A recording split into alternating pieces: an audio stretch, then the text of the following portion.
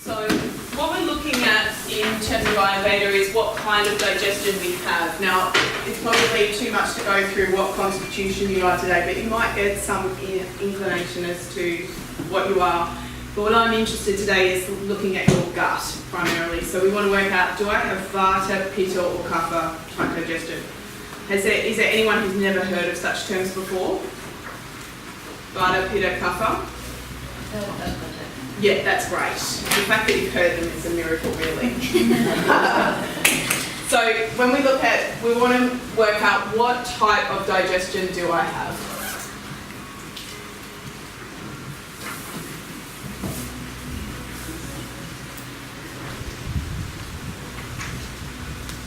And we're looking at Sama, which is the ideal one, balanced. And that's Vata, Pitta, and Kapha combined. Now, Vata is what controls the movement through the digestive system. So it says to, can't control the weather. Yeah, beautiful, yeah. Thank you. That's great. So it says that to move the food through the system. So it says, okay, we're going to move the digestion as you swallow down through the esophagus, then we're going to move it through the ileocecal route, then we're going to move it into the stomach, and off we go. Okay, so Vata is the prime mover. So if you get constipated, generally we're going to treat Vata first because it means things aren't moving. Vata's the wind, it's moving the rain across in that direction. Does that make sense? So it tells us what needs to happen.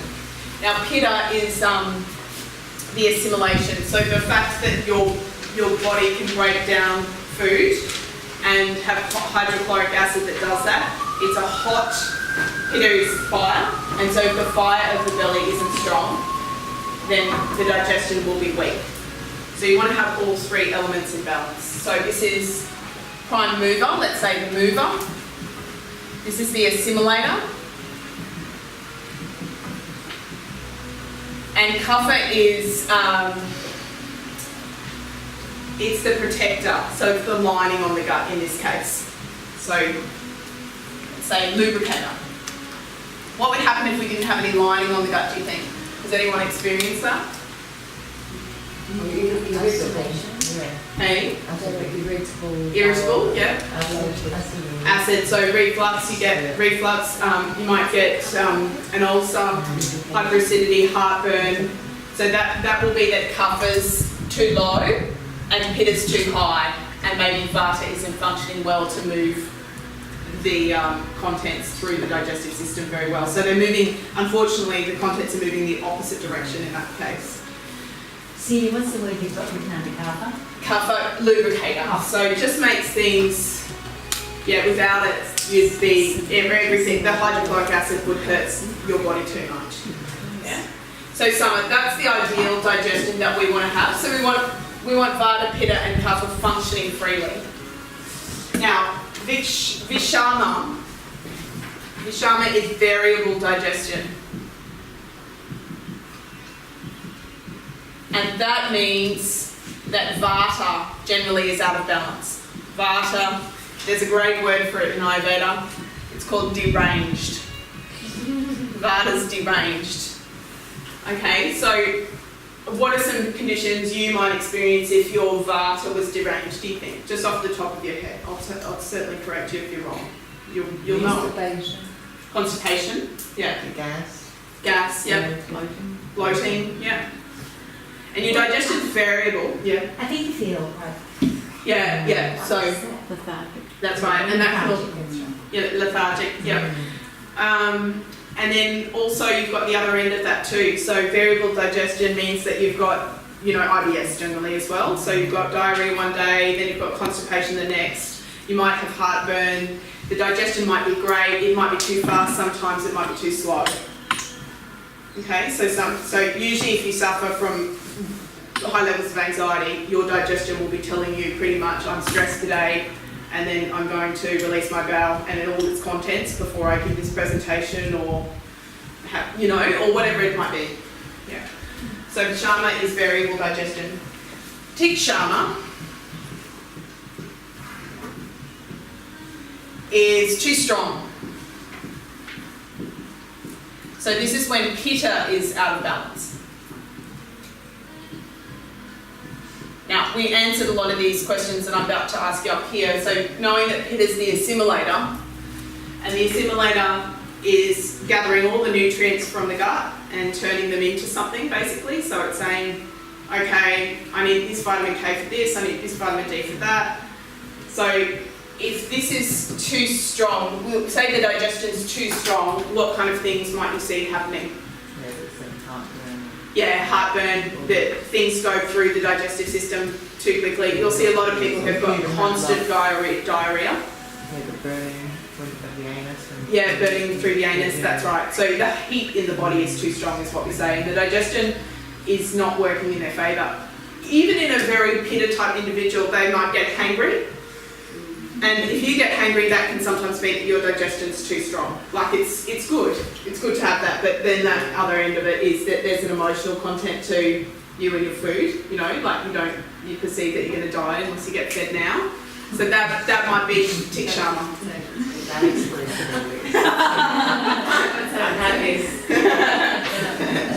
it. Usually it's your partner who's got it, not you. Yeah, of course. Manda. So that's sluggish digestion. So what do you think, what might be well, only Kapha's left, so this is Kapha is deranged.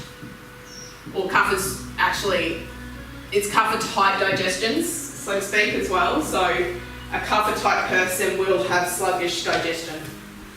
And so actually when we say Kapha deranged there, it's not too little all the time, it's often too strong. So that might mean you've got a lot of mucus. We actually look at the feces in Ayurveda, and you know, I'm not inspecting people's feces, but you ask them, you know, do you have sort of small pellet-like stools? That's Vata. Do you have foul-smelling, large amounts of sort of yellow stool? That would be Pitta, and perhaps it comes too quickly, too fast. And Kapha, you're usually looking at a lot of mucus, very, like, you know, it might come irregularly, they might get constipation as well. And then the stool can often be a huge amount as well. So those two have much more in terms of amount than this one here. So hard and dry, loose, foul smelling, and this one's a lot of content and usually sometimes mucus around the actual feces. Pleasant. So does that make sense? You're looking at, now we're going to go through a questionnaire and just work out what kind of digestion you have in terms of Ayurveda. The woman who wrote this, I can't remember her name right now, but she's an Indian lady who's a gastroenterologist, and so she's mixed gastroenterology and Ayurveda together. So I definitely will, in the notes, provide her name for you, and then she's got a book called The Prime Diet. The prime. The Prime Diet, yeah, which just explains Ayurveda as well as your gastroenterology together. But this, I was most excited to find this and realise as I found it that it was Ayurveda based. So this is how to determine your gut IQ. And then once I found that, she was a gastroenterologist who had a long history in Ayurveda. So we're going to do a scoring test, and you're looking at never. So just write this down for now, you won't understand it just yet. Rarely. And you'll just need that sheet of paper to score yourself. Sometimes.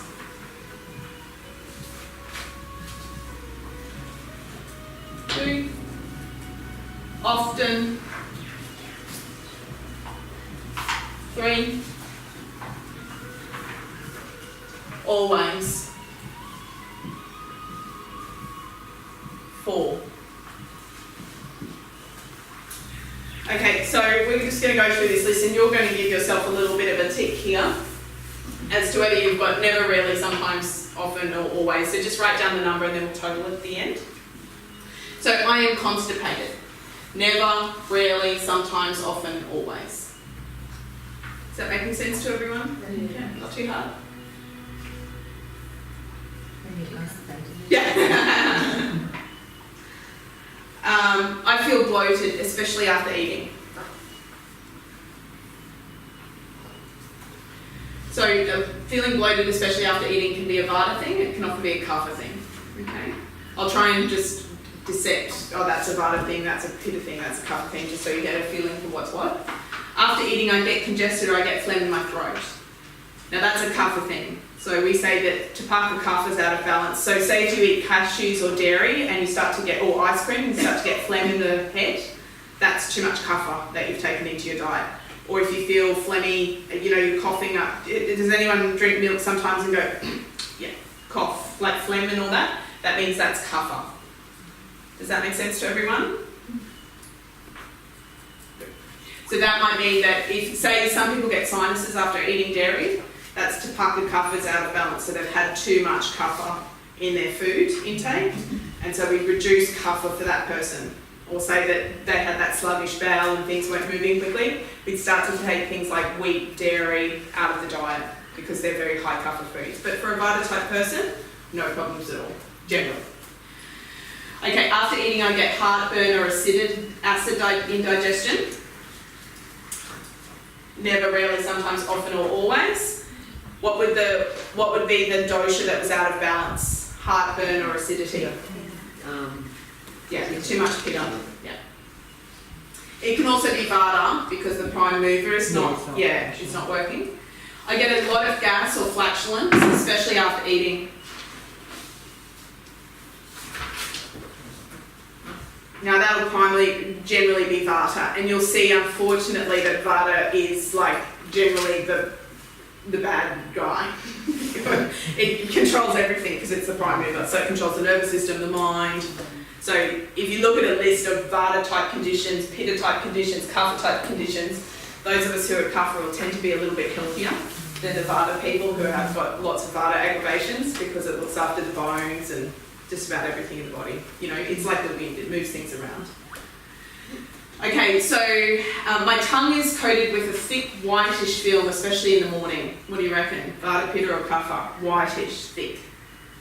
Kapha. So that means too much Kapha generally. And we say that the ama on the tongue is too strong. And the tongue reflects what's going on in the gut. And that's also looked at a lot in Western medicine as well. So now all the toothbrushes have tongue cleansers on them. And Ayurveda believes in cleansing the tongue. And we have about 50 million neural endings at the tip of the tongue. So even modern neuroscience is using the tongue to affect the brain. And the blind can see through the tongue, once trained with special devices and things like that. So tongue's really important to us. And in fact, in Ayurveda, when you get a tongue cleaner, it said that you massage down through all the organs. And hopefully today we get a chance to read the tongue, if you're willing. And then you want to see where is the coating and what organs is it affecting. Okay? So yeah, in the medical world, we even look at if someone's low in iron through the tongue. So they definitely can see things in Western medicine as well through the tongue. And Ayurveda's done that for a very long time. In the morning I feel foggy and muddled. I don't have a clear head. It takes me a while to feel like I'm really awake. What do you reckon, Vata, Pitta or Kapha? Kapha, yeah, and possibly Vata as well, because remember Leona mentioned the fatigue, like the, not really getting your nutrients from your food. So Vata people can be pretty all over the shop as well. So sometimes they're with us and sometimes they're not. And that's what you'll generally get in their personality as well, inconsistency. My body feels heavy and slow. That's pretty obvious. Kapha? So never, rarely, sometimes, often or always. I feel tired during the afternoon, starting around 2 p.m, even when I've had 8 hours of sleep. Now that's tricky, some of you won't know that, but that's Vata. So that's the Vata time of day, 2 till 6. And if you start to get tired during that time, it usually means that you're pretty prone to being Vata aggravated. If you have another constitution and it's starting to look like you're more Kapha, it can happen there as well. But commonly, you'll see a Vata person gets pretty tired around 2. And then that's when they reach for sugar or coffee. And that's what we really try and avoid if we can. We try and find something else to do, like Shavasana would be ideal. After after eating I feel out of breath. I tend to feel that there is something not functioning properly in the body. Not many people would get that. So that one there can often be related to heart disease, so kapha, pitta kapha, but more so kapha than anything else possibly. I feel lazy and unmotivated. I can't seem to break out of this feeling of malaise. Now that's interesting because sometimes that'll be vata, but generally kapha. Sluggish digestion, sluggish mind. I have congested sinuses or lungs and chronic allergies. So what do you think that one might be? Kapha, yeah. And it could also be pitta because the inflammation is high. Congested sinuses, chronic allergies. Okay. I feel mentally cloudy most days. I don't have that sharp mind I used to have. Vata or kapha? Yeah. I tend to spit repeatedly and have bad taste in my mouth. What do you think? Pitta. Really good, yeah. So the taste in the mouth, if it's foul smelling like the poo, if you have very strong breath, that's often too much pitta. Yeah. So we definitely, as an Ayurvedic practitioner, feel the, well, smell the body for cancer, for ill health. We use bad breath as a sign as to what's going on in the gut. So if you feel that you've got bad breath at certain times of the day, then we try and cleanse that through herbs and things like that as well. But we change the digestion to change what's going up here. Or you can do it vice versa. I often have no taste for food and no real appetite. So you're definitely not hangry then. So you're pretty much vata because it's variable. So, but also kaphas can have a very low appetite. So most people who don't feel like breakfast before 10 a.m, if they've got kapha type digestion, we don't give them breakfast before that time, which is contrary to what we often hear. So until that person feels hungry, we don't feed them. Yeah, and that's a strong sort of thing that we're going to look at with our eating meditations as well, because we don't want to be tricking the vagus nerve into thinking that we need food when it doesn't need food, because it's sending out messages to the part of the brain that's saying, yeah, should I feed or not feed this person? Now, generally, if a kapha type person doesn't feel hungry before 10, it might be that they're overeating at night. So unfortunately, then we take away that meal for them. So kapha people have such steady digestion without a real interest in food that sometimes we just give them 2 meals a day, which is quite common in Asian countries, well, some of them, definitely in monasteries. So you're getting a 5 a.m. meal and a 10 a.m. meal and that's it. Not in everyday life, by the way, that's in a monastery, but that's just an example of what they might do, and we would do that to kapha type people if we had to get their digestion back and strong again. So say they were eating a 10 o'clock meal or they were eating all the way into the night, which is common. Then we take away that nighttime meal and we stop feeding them after 6 p.m. and then they'll be ready for breakfast the next day, hopefully. Okay, I have a dull, spit repeatedly, no taste for food. I have a dull, heavy, achy feeling in my stomach and carrying weight around. Vata, pitta, kapha. Carrying weight would be kapha. Yeah, so a vata type person looks very thin, frail. You can still have vata type digestion and be quite strong, by the way, so you don't have to have the bodily physique of a vata type person to have vata type digestion. If you're pitta, you usually look muscly and quite strong, and if you're kapha, you tend to hold weight easily. You have beautiful skin. You look quite lavishing, but you can also go overweight and not lose it easily. Okay. So I get colds and other minor viruses frequently. It seems like I catch everything. So the immune system's out, Vata's, yeah. But then pitta is quite accessible, whatever, to allergies and... That's right, and inflammation. So, it's actually, this doesn't even include Vata, Pitta, Kapha. This questionnaire, I'm just trying to give you examples of what you would see in your own, I don't have the bowel movement every day, maybe every other day, or even once or 2 times a week, 2 or 3 times a week. So that's Vata or Kapha. Vata or Kapha. So some people that I've seen in previous years won't have a bowel movement for up to 3 weeks, and that's severe Vata. Okay. So in Ayurveda, probably the first thing that I'd do if I saw someone and they told me that is get that bowel movement happening every day, because it affects the mind, and we know that that affects that, and that happens in Ayurveda as well. So if the energy isn't flowing down the legs, then the mind gets blocked, because the body's like this. Yeah. So we want to get the bowel movement happening every day. So I'll give you some techniques to do that. I get out of breath from minor exertion, like walking up a few stairs or walking quickly. I know that I'm not that unfit, so that would be pitta kapha. So again, she's referring to heart disease, cardiorespiratory stuff, too much fat around the heart, that kind of thing. Exercise or physical exertion in general exhausts me rather than energises me.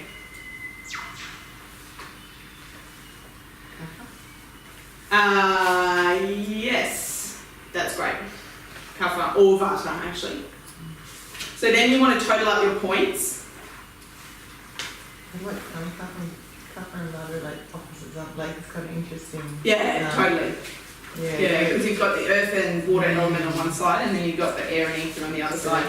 They can interact. Yeah.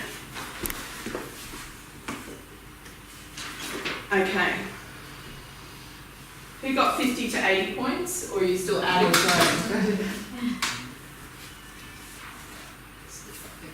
I doubt anyone in this room is going to get 50 to 80. Anyone got 50 to 80? Means you need severe help. So you'll be fine. Hold on. How has she done it? 20 to 50 points, moderate track. Anyone get that? Between 20 and 50. Yeah. Great, I'll read this out to you. You have an average intelligence gut. But your gut could definitely be smarter, and that's definitely impacting your brain function and energy level. On this diet, your detox symptoms won't be as severe as someone who has a higher score, so you can move along a bit faster if you choose, and then I'll tell you what she says about that. Okay, anyone get 1 to 20 points? Okay, so we've got work to do. So I said it on the other one, so 2 weeks per stage. Oh, no, hold on. I beg your pardon. You have a pretty smart gut, that's good news. Probably aren't far from your health and weight goal, but you still need to push a little bit to get you there. Even smart guts can achieve genius statements. And off she goes and says, you're great. Yeah, so that's awesome. So yes, let's go on to talk a bit about now what we can do, and then we'll come back to the sequences. So this lady here, she talks a little bit about prebiotics, and Ayurveda is really big into such a thing as opposed to probiotics. Sadly, Rob Knight, who's pretty much the poo doctor and the expert on the microbiome, says to us that probiotics may work. And so you'll often see that when you buy those probiotics from shops, and there have been a few studies, very small sample studies by the way, but that what's actually listed on those bottles is not always what's in the actual medicine. So when you buy that capsule and you break it apart and scientists look at it, the strains that are listed on the bottle, I think only 1 in 14 actually has what they say they've got in it. So probiotics can be a real waste of money, unfortunately, but they may work. So it's just a may work thing, and they've looked at a few studies on what does work, and usually lactobacillus is the best. Okay, so we're looking at lactobacillus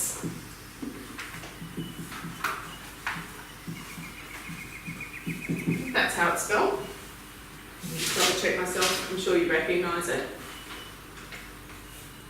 Not jumping out of the notes, but take that as the Bible until I find out otherwise, but I'll definitely send it through to you in the notes that I write if it's incorrect. Having said that, what this lady in the Prime Diet suggests is prebiotics. Now prebiotics is a really big thing in Ayurveda. So it's just a fancy term for get the digestion stronger before, so that you can digest food well. Okay? So prebiotics, she looks at simple things like linseeds. Now I would highly suggest linseeds every day if you are not going to the toilet. Okay? So you want not only the actual omega-3 in the linseed, but you want the fibre content. So what you want to see, so you want to make sure that the bowel is moving correctly. So I would have about a teaspoon to a tablespoon of those per day. And would you be more of having the meal, like the crushed? Is that No, the not actual necessarily, seed? because that actually, it's said that that's probably denatured by the time. So what you want to do is soak the linseeds, Okay. yep, to increase the kaffa content of them, because they're often too dry for vata type digestion. Yep. And then soak the linseeds and then blend them up and eat them that way. If you don't have time to blend them, you can eat them, but you won't get the benefits of the oil so much unless you're chewing. Yeah. So you're using both them for the fibre content. Yeah. So there are 3 things that we do to improve gut health, and that was on that Catalyst program. So it's lift the omega-3, and this is for the brain as well. Increase phenols, I'll talk a little bit more about them, and increase fibre. Okay, so we want from the linseeds both the fibre and the omega-3. And then this doctor, whose name is so long I can't remember how to pronounce it correctly, also suggests this is a prebiotic that you should take every day. Yeah. And usually taken at night will be really good and help release the bowel in the morning. Another option is chia seeds, but you won't get the oils because they don't break down, but they'll provide the fibre and the flow. So I often make sure that I've had chia and linseeds pretty much every day. Now I put them on my toast in the morning or whatever I'm having, even at lunchtime, and I really enjoy the crunch. But yeah, when things are out of balance, I suggest soaking them and blending them and just eating them as is, or putting them in some sort of smoothie. And remember, Ayurveda is not big on cold food, which I'll explain why. Linseed as opposed to flaxseed, is there a... Same thing. Is there a, Yeah, same thing. I think. I don't know. Yeah, linseed sounds like. Yeah, Yeah, just and making sure. what about taking any oil? Is that better? You want the fibre. So you're not doing that. Yeah, and then I think those oils are really well cared for in those black bottles, to be honest, in the glass bottles. But the more you can get it right in its current form, the better. Yeah. So Ayurveda is really big into prana. So we don't eat food that's old. We don't eat food that's been sitting in Tetra Paks. We don't eat canned food because it's not straight from the earth. So if you've got those seeds and you've almost fake sprouted them, so they're going to sprout if you put them in the ground or in a sprouting jar, then that's got more life energy and life force in it. So you're taking in prana through that. So you make coconut milk or cream? No. I mean, you got it. Ayurveda's got a great rule, like 80%'s good and 20%'s wrong, and then you never worry about the 20% that's wrong. So enjoy your fish and chips and your coffee. All right. So linseeds, chia, and then she goes on to say. So I really recommend those every day. And then that's to get the bowel moving. And then what you want to do after that is start to include spices in the diet. So there's a lot to prove what spices are good. Now, just before I move on to the main one, she suggests I'm going to introduce the phenols here. So fenugreek has just recently been found to provide these polyphenols that we're after. And so fenugreek is also excellent for heart, cardiorespiratory function, cholesterol, lipids, that kind of thing, reducing that down, and that's just recently been found. So you want to take fenugreek, and that will also help reduce bloating of the bowel. Okay? So the way to do that is, the study shows 8 grams of powder. So you could blend them up in a coffee grinder, the seeds. The seeds look a little, they're very tiny like that. You can just go to an Indian store. I think a health food shop might have them. I doubt Coles will have them. I usually just go to the Indian man that used to be on Marshall Lane, who's now on Mogul Road. But if you've got an Indian shop, that's the place to definitely get them. And then what you want to do is a teaspoon in hot water daily. And you can take that water throughout the day. So you might, how everyone carries around those water bottles.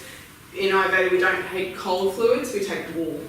And so there's not much evidence to suggest that they're correct, apart from in the science of embodied cognition, we know if we hold a warm cup of coffee as opposed to a cold cup of coffee, we're going to be less judgmental of those people around us. And this experiment was done in an elevator, so we think more kindly of other people, which generally means we might be feeling a little bit more warm and fuzzy and kinder to ourselves on the inside. So Chinese medicine and Ayurveda are very much into warm foods and warm fluids as well. So we're lucky we're moving into the season that allows us to do that.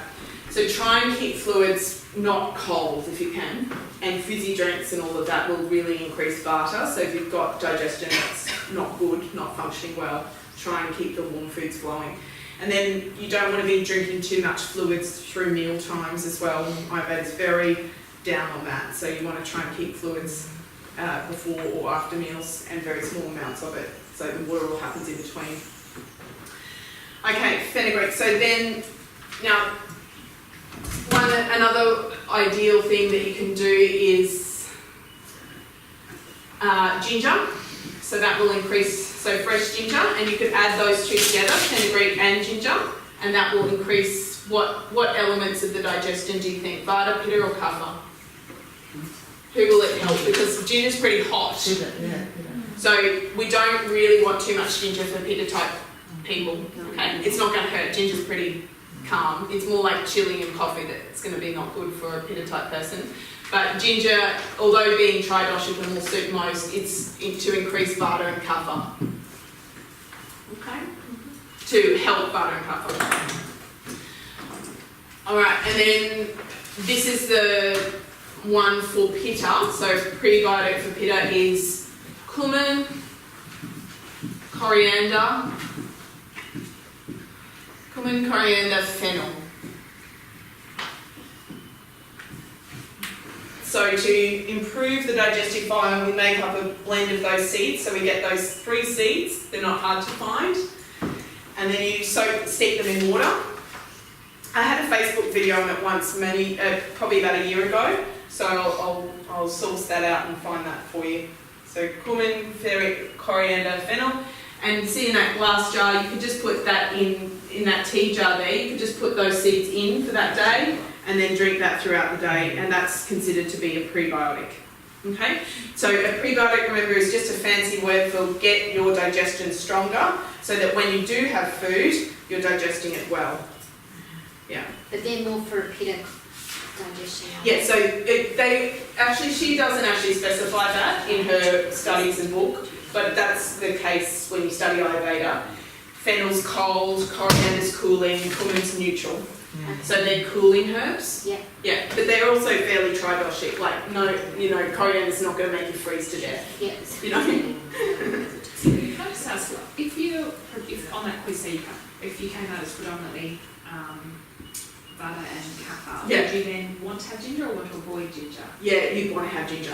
It's ginger. confusing. Hey, it might have been the way I read the arrow. So that's going to ginger and fenugreek going to be great for this one. Okay, cool. And the cholesterol thing, I really recommend. Fenugreek has been just recently proven to really help cholesterol. So people who've got, so then that means that's often a Pitta and Kapha thing as well. Make sense? Yeah.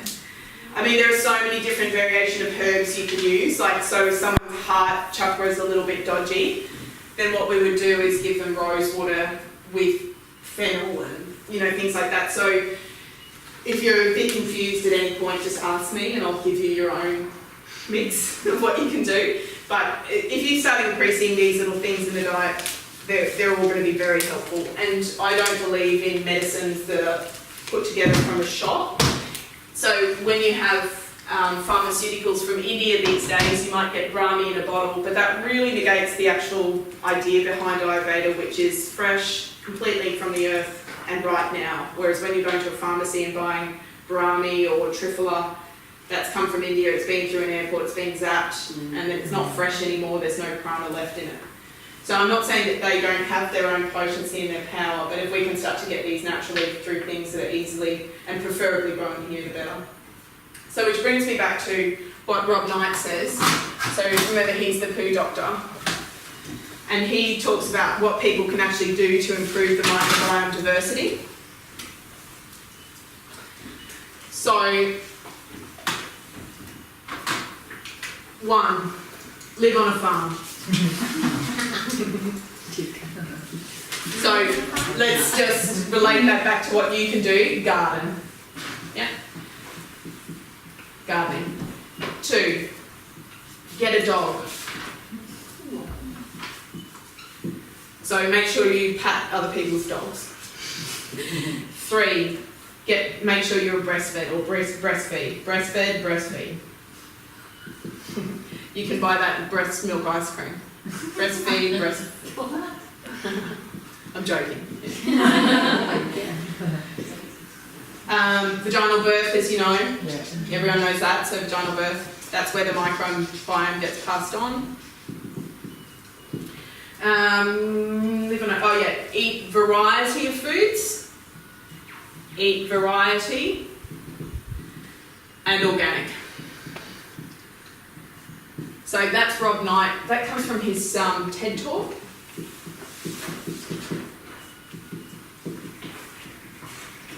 I can't remember what it's called, but it's great. So if you just type in Rob Knight, he's a New Zealander.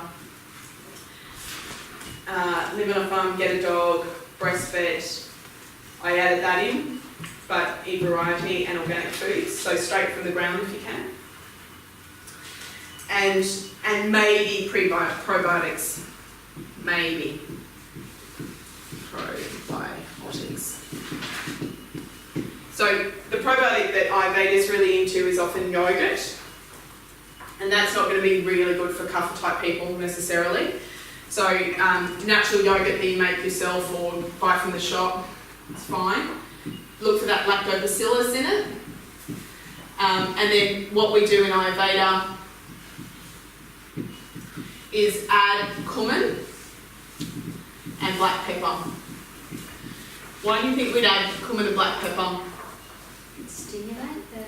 Yeah, so it actually negates the sort of kapha element to it, so it makes it easier to digest. So usually you'll see, and you could add lemon juice to it, and perhaps even cucumber, and make a little bit of a thing of it. Yeah, Araida. But lactobacillus, cumin and black pepper is what is added generally. It's a digestive aid always in Ayurveda pretty much, but not great for kapha type digestion because it can make the sinuses or the head or the mind foggy, and also digestion a bit sluggish. And how much do you add? Just like a smidge? Yeah, maybe just a tablespoon, as you know, if your tendency is to be a little bit towards kapha, you know. But no tablespoon of cumin. No. Oh, you mean cumin? Yeah. Cumin. Yeah. So probably I'd go about a quarter of a teaspoon just to taste, Yeah. you know, and usually the seeds are actually toasted a little bit as well. Yeah. So we toast them to bring out the flavour of them. But you don't have to do that, you can just add it in. Yeah. And then black pepper again to taste. So I'd go, depending on how, if you're doing a tablespoon, you'd be looking at 1/8 to a quarter. Yeah, right. Yeah, very small amount, yeah. Just do it. Just do everything to taste, and you kind of can't go wrong. And don't go too silly with it. Thing. I had one student once who's like, "I've got fenugreek in my stir fry, and my husband's going crazy," and that is a bit weird. You know, so things should be done. If you're not wanting to add them to your food, just have them as teas. So just use it as just as a tea. You know, because it is weird stuff. You don't. Ayurveda doesn't have to be an Indian diet either. Like you can make pizza Ayurvedically. You know. Okay. And Ayurveda is not the be all and end all. In fact, what is really shown to work of late, which means it probably will change next month, is the Mediterranean diet. Okay, so the Mediterranean diet, and what I really try and promote, I don't really try and teach everyone an Ayurvedic diet because it can take maybe 10 years to learn all of the stuff behind Ayurveda. It's quite intense on your mind, and they've got a lot of rules, which isn't always great either. So Mediterranean, I've spelled that incorrectly. And then what do you know about the Mediterranean diet? I mean, you might not know anything about it, but what we want to look at again is omega-3 high. Yeah. Omega high, phenols high. So I think polyphenols they're called. What, red wine, yeah. Grapes. So grapes are really important. What was the herb that I mentioned that was high in phenol? Fenugreek, yep. So you can have a look at all the ways that you can get them besides red wine if you don't drink red wine. I don't, it doesn't work great with me. It's good for Vata type people but not for Pitta. Giving away my constitution there. Yeah, so omega, phenols, and then fibre, thanks, increased fibre.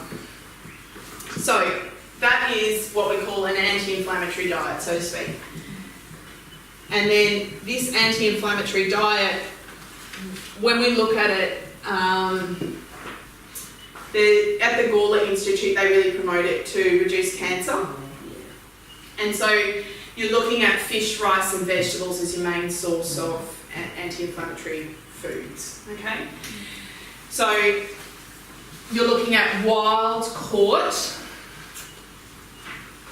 fish, unfortunately not farmed salmon or smoked salmon, Which is most of the shops. which most of the shops, although Coles is doing a pretty good job these days, you can walk in and get something that's wild caught. Wild caught fish, vegetables and rice. Now the rice that usually is recommended in Ayurveda is basmati rice. And brown can often be too strong on the digestive system. So if the digestive system tends to be constipated and you're eating lots of brown rice, then sometimes the rice won't pass through as quickly as you might like it to, for example. So then we want to perhaps change to basmati rice. Now the way basmati rice is cooked is that you heat it up on a pan. So you want to get the rice, heat it gently, perhaps in olive oil, maybe not olive oil on a pan, but ghee or coconut oil, and then add one of those spices to it, so cumin. So no boil in the rest of the basmati. And then boil it. Oh. Yeah, It's in your rice cooker, you can even do it. yeah, totally, yeah. Jeera rice, it's called. So that's a way to cook basmati rice a little bit with your herbs, and you can add fenugreek, cumin, coriander. So just to repeat it, you've got the grain on the pan, you heat the grain to increase the fire element of the grain, because remember basmati rice is quite heavy. Well, it's not heavy, but it's got tougher in it, so we want to make it a little bit lighter and easier to digest. So we heat it lightly, then we add maybe, if you'd like to improve Vata type digestion gone wrong, so you want to increase pitta and kapha, then you add ghee or coconut oil. Does that make sense? Yeah. And then the spice that you wish to incorporate. So usually with pitta, you want a cooling spice like coriander or fennel. If you're unsure, just put cumin in. You can't go wrong. And remember, fenugreek's great too. Caraway seeds are often lovely. What about turmeric? Turmeric's great, turmeric rice is great, you know, and again, turmeric's an anti-inflammatory, although it has to be taken in a huge amount of qualities for it actually to work, so don't go yellow. And remember, the anti-inflammatory that we're looking at most of the time is the relaxation response. So, you know, in terms of the preventative, that's the preventative rather than the curative of turning yellow with So rice, veggies, you do want to try and choose the vegetables for your constitution. So say you're having lots of raw food vegetables like cabbage, broccoli, Brussels sprouts. I'm sure you're not eating those raw, but say you were and you had a lot of raw food in the diet, that isn't always the best in terms of getting your digestion strong. So then you'd either be cooking those foods or you'd be choosing foods, and they're very high in Vata, all of those foods. So if you're getting wind, gas, bloating or constipation after a meal, then you're looking at, okay, that probably is not the food that is right for me right now. Okay, so there are ways that you can cook them, add oil to them, ginger them up, put pepper on them to increase the heat element of the food and to increase your digestive fire. But yeah, so just be careful with what the vegetables you use. And usually we definitely make sure the food at night is warm, and your digestion's strongest in the day, so we put the raw food salad element there. But breakfast, if you can, and dinner should be warm. Okay, wild caught fish, I think that's fairly obvious. If you eat chicken and lamb and meat and other foods, don't worry, but just keep that as your primary thing. And remember, diversity is key, so you don't just want to be a boring fish, vegetable, rice eater. Change the grains up, change the vegetables up, change the fish, and change the protein if you need to occasionally. But that should be your very much staple diet. And the fibre, remember you've got the chia and the linseeds, and the phenols, you've got the fenugreek there, as well as red wine and grapes. Have a look into that if you like. And then omega-3 comes from the fish and the linseeds. Does that make sense? So it's a very simple thing to follow at this point. And then you can start to diversify by looking at, well, what vegetables suit me? Should I be eating chili? How does coffee go through my gut? That kind of thing. And so coffee is really going to change the heart rate variability. So if you tend to get anxiety and stress and stuff, and some people actually say it's an antidepressant as well. Sorry, not an antidepressant, a depressant, because you go up and then down. But then for cover type people, if they're a little bit sluggish, we will give them coffee because it tends to lift them up initially. So, yeah, if I feel a little bit low of mind and I feel like having a coffee, then I really do and I feel great.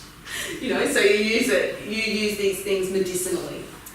Yeah, but if you find that the milk affects you, then you take that out. So you want to start to listen to the gut a little bit more.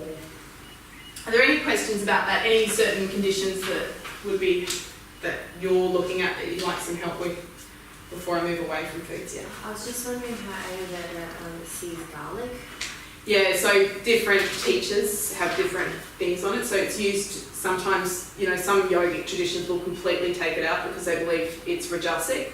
This means it's like coffee. It's kind of exciting, yeah, and disturbs the mind from a very strong meditation practice.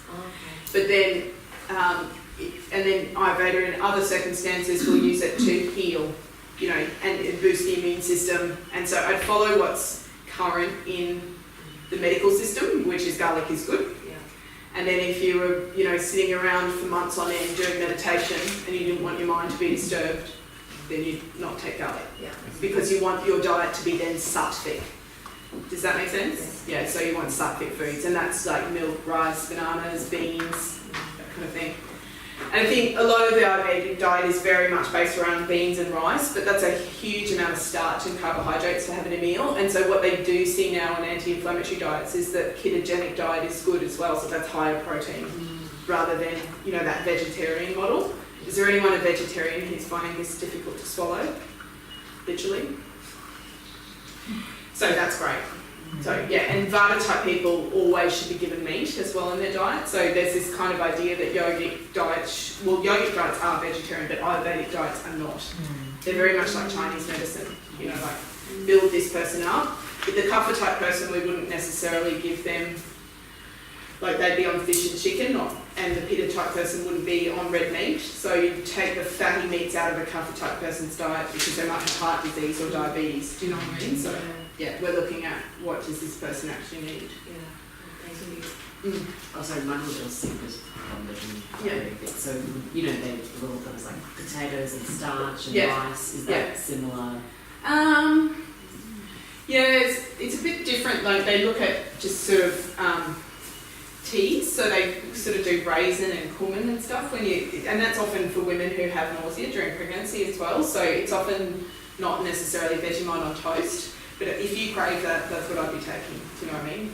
It's always not always good to listen to all these rules, you know. For little kids as well. Yes. Yeah. If she needs that starchy food, that's probably the best thing for her. Yeah, but no, Ayurveda's got some different things. So usually they don't start, you know how when we're pregnant we're told to eat like a biscuit the first thing we wake up, and that often helps you, like a dry biscuit to reduce nausea.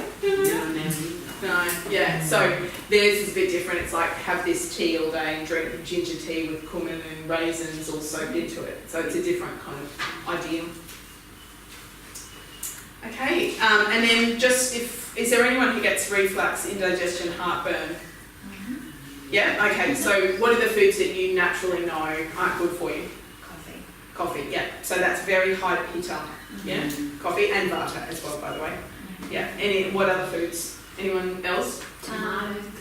Tomatoes, yeah. For you? Not for me, but for my sister-in-law. Yeah, so very high pitta again? Yeah. Pastry, yeah, so the fat content, high pitta and high kapha. Yeah. Anyone else? Okay, so the other things that are high in pitta are usually chili. Cheese often really is not good because of the high fat content again, both pitta and kapha are increasing. Chocolate. Yeah. Cigarettes, unfortunately, as well. Oh, not unfortunately, sorry. Vata and pitta are high in cigarettes, maybe vata, but we always look at what element am I bringing into the body there, and when you're bringing that smoke element and that fire element, that's what you're increasing in the body. So fire into mouth, vata into mouth, air and ether. With ginger as well. Yeah, ginger can also cause it, but remember I said down low, like it's pretty benign, but for Yeah. some people it cannot be good. Yeah. Same with turmeric, it's a heating herb. Okay. So we are a little bit careful for people who are quite out of balance. Yeah. Anything else? So it's just, and fried foods generally. I think everyone who's had a hot tip or something very heavily fried who's got heartburn will complain about it. And alcohol. So Yeah, alcohol. Yeah. So certain alcohols have different levels of heat in them. So red wine has more pitta, beer has more pitta, white wine less so, white spirits less so. Does that make sense? Yeah. So usually we give a tougher person white spirits because we don't want to increase their weight because beer tends to do that. Yeah. But then having said that, usually actually Ayurveda recommends white spirits for almost all dosas, but red wine's okay for Vata and Kapha. Yeah. And beer's pretty much out for, I think you can give Vata to beer to a Vata type person. Yeah. Okay. But you'll see it when we read the face in Ayurveda, the nose goes red when someone's an alcoholic because the fire element's too strong, and the nose represents the gut. So it's the third chakra here and here, so they've got too much fire in the belly through the nose, yeah. Alright, any questions before we go and do a practice? How does Ayurveda look at like fermented foods, kombucha, sauerkraut, all those sorts of things? No, they don't. They're not really into them, sadly. And I'm not saying that they're wrong, those foods. But I do think there's a lot of evidence that suggests that it may not work, and there's a lot to suggest that they may. Yeah. So I think we're still in early days with that. You want to, fermented foods increase pitta, so they don't always agree with them, but you've also got to look at contextually the context of these diets. So Ayurveda, for example, you wouldn't want to be having fermented foods that have been unrefrigerated. So Ayurveda is always like, don't eat foods that are more than 24 hours old. And if I was in India, I wouldn't want to do that either. Do you know what I mean? Whereas here, you've probably got a little bit more time before something goes off, kind of thing. Yeah. But yeah, they believe in, the reason that's given is because the prana content of the food is high. Yeah. But so fermented foods, it's the same with algae and spirulina. They're like, it's dead. Same with mushrooms. It's, grown overnight, it's dark, that kind of thing. So the meditation diets are sattvic based. So you look at sattvic foods, and then fermented foods will not fall into that at all. Yeah. So you've just got to look at who's saying it, what's their background, are they strong yogis that want to enlighten the mind, and then and then you've got to look at it culturally as well. So both China and India will be doing heated foods, and that also would have a health element to it as well, because you can't eat raw foods in those countries with great trust. Yeah.